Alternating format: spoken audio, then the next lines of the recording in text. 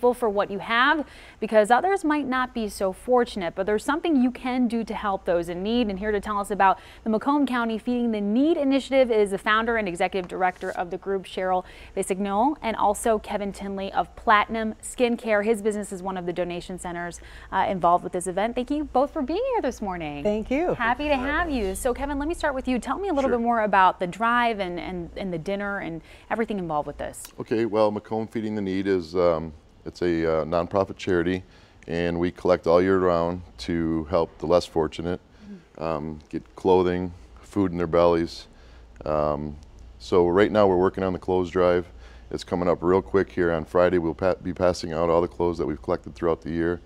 What we would look for are socks, boots, gloves, hats, winter coats, scarves, anything that will keep somebody warm throughout the winter months. And just to be clear, Cheryl, this is going on for Thanksgiving, but it's also something that you're going to be continuing through Christmas. Is that right? Absolutely. We do it, the biggest drive is from now until Christmas, December 23rd, but we actually do it all year round because people are cold and nobody should be cold. Yeah, all year round, but especially feeling it now as we get into the colder months. And he mentioned socks. Yep. I know that's something that you are hugely in need of. Why socks? Because when you join the Army, they give you 2 pairs of socks, because if you keep your feet dry and clean, you will be able to march all day long. Well, these people are on their feet. That's how they get around.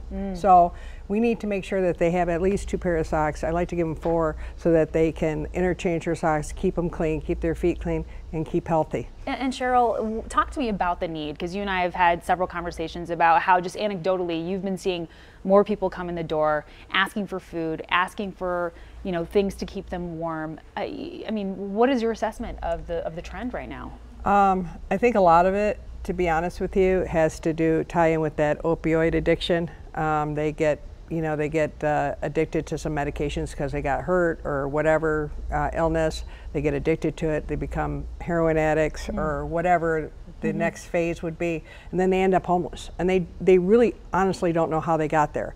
So it's just basically trying to get them back on their feet. So we have to get rid of all those things, but in the meantime, we have to keep them alive. Absolutely. Right. Kevin, I know that you've been a part of the organization for a while. You've been supporting with Platinum Skincare. What does it mean for you to take part and be a part of this?